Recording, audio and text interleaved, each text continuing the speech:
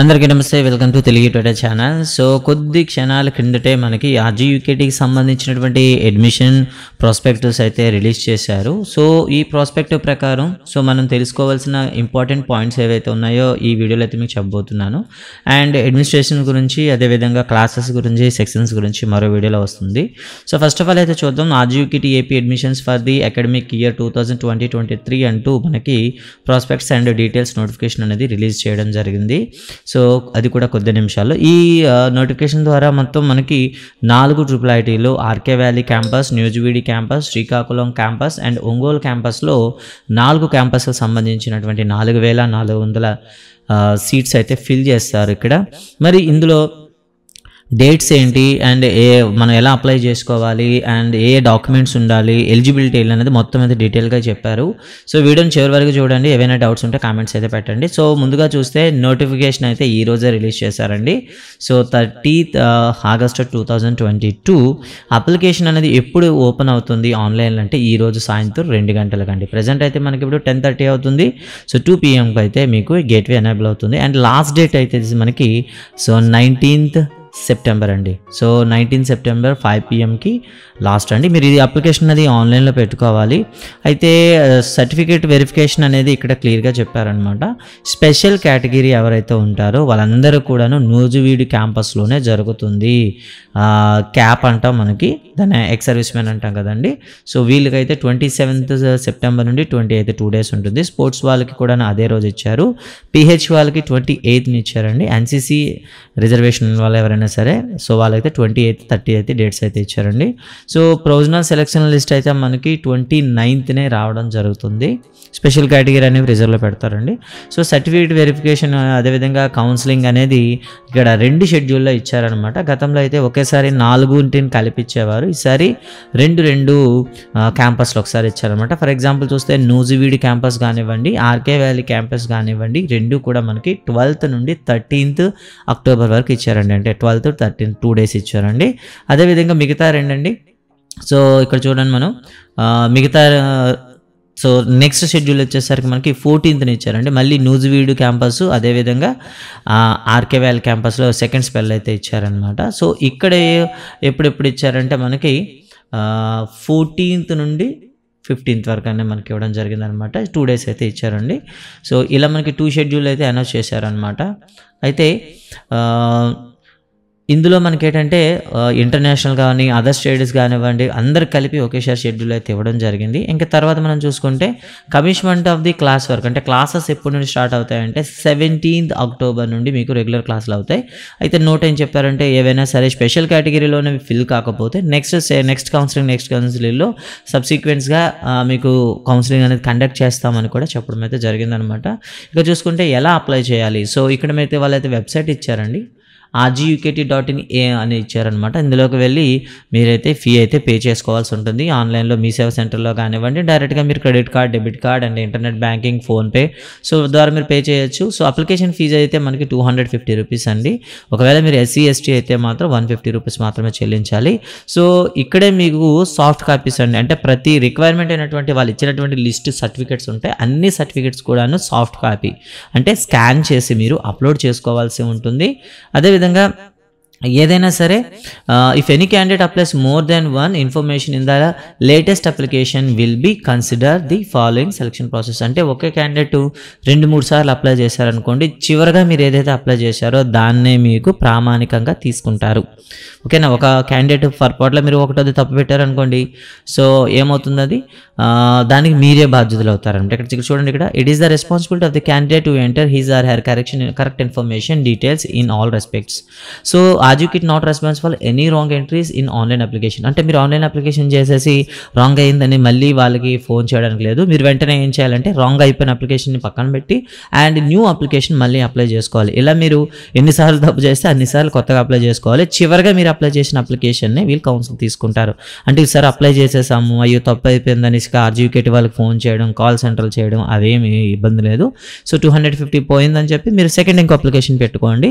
అప్లికేషన్లో అయినా details correct కరెక్ట్గా ఇచ్చుకోండి. ఆ అప్లికేషన్ని మీకు ప్రామాణికంగా తీసుకోవడం అయితే జరుగుతుందన్నమాట.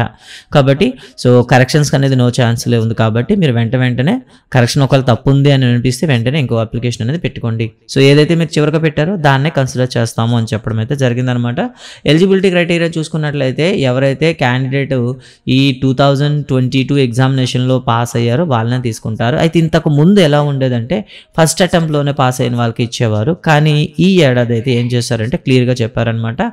So SSC board in 2000 will be also be consider the eligible all admission for this year.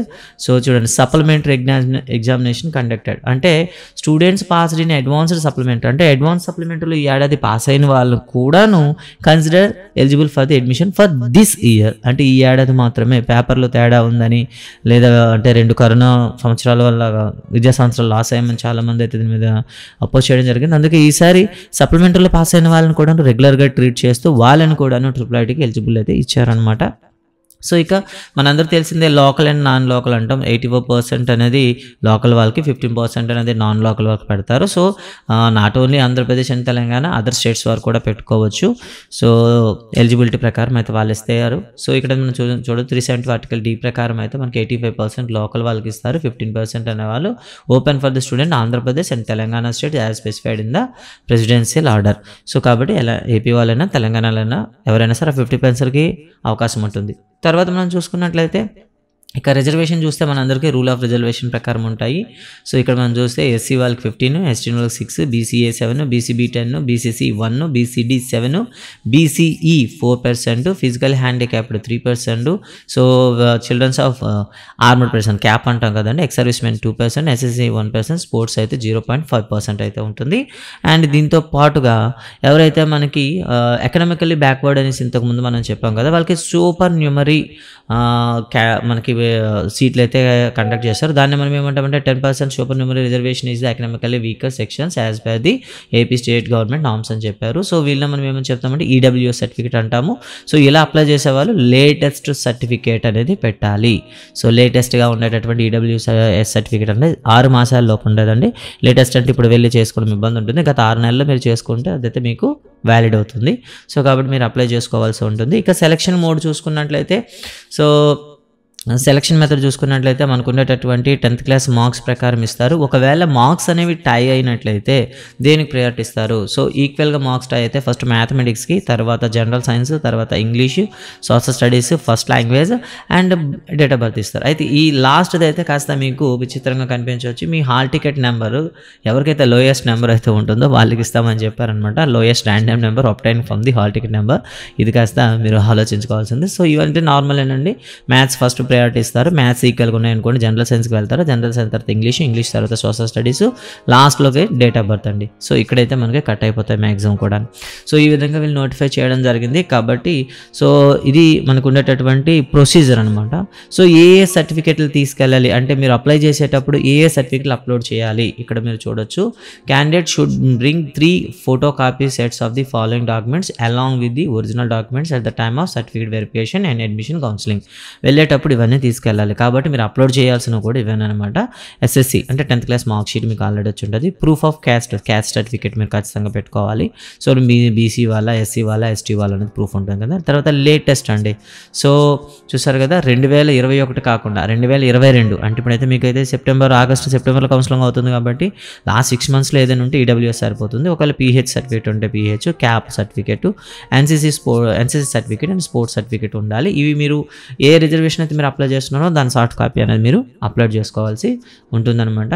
So ఇవన్నీ. అండ్ ఎగ్జామ్ ఫీజు గురించి మాట్లాడుకున్నట్లయితే సో ట్యూషన్ ఫీజు అనేది సాధారణంగా ఓసీ వాళ్ళకి అయితే మీకు చూడవచ్చు ఇక్కడ 45,000 అండి. తర్వాత పియూసీ తర్వాత 50,000 per annum అండి బీటెక్ ప్రోగ్రామ్కి. అంటే పీయూసీకి మీకు 45,000 అయితే సో అదే మీరు బీటెక్ అయితే 50,000 సంవత్సరం కట్టుకోవాలి. అంటే గవర్నమెంట్ ఎంప్లాయ్ పిల్లలు ఎవరైనా ఉంటే వీళ్ళు ఇలా కట్టుకోవాల్సి ఉంటుంది.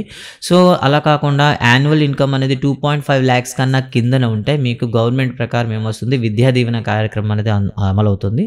అందులో మీకు ఫీజు రింబర్స్మెంట్ అనేది వస్తుంది. కాబట్టి ఎవరైతే సరే 2.5 లక్షల కన్నా లోపల మీ ఇన్కమ్ సర్టిఫికేట్ ఉన్నట్లయితే మీకు ఎటువంటి ఫీజులు అయితే ఉండవు. బట్ హాస్టల్ ఫీజు అయితే కొంత మీరు పే చేయాల్సి వస్తుంది అని చెప్పారనమాట. బట్ ఏమీ ఉండదు మీకు. సాధారణంగా హాస్టల్ ఫీజు అనేది 2,500 నుండి 3,000 రూపాయలు పర్ మంత్ వస్తూ ఉంటుంది. In case students who received Vidya Deevena ఎవరికైతే వస్తుంటుందో వాళ్ళకి వచ్చింది మొత్తం కూడా ఫీజు రింబర్స్మెంట్ అవుతుంది. దానికి ఏదైనా సరే బ్యాలెన్స్ అమౌంట్ ఏదైనా ఉంటే దాన్ని పే చేసుకోవాల్సి ఉంటుంది ఇచ్చారు. అది పెద్ద మ్యాటర్ కాదండి మీకు. తర్వాత అడ్మిషన్ అప్పుడు మీరు పే చేయాల్సింది ఏంటి, ఒకవేళ బీసీ వాళ్ళు అయితే మీరు 4,200 రూపాయలు మీరు ఆన్ ద స్పాట్ పే చేయాల్సి ఉంటుంది at the time of counselling. ఒకవేళ మీరు ఎస్సీ ఎస్టీ వాళ్ళు అయితే 3,700 రూపాయలు at the time of admission మీరు పే చేయాలి. ఇందులో మీకు 1,000 రూపీస్ అనేది అడ్మిషన్ ఫీజు అనమాట.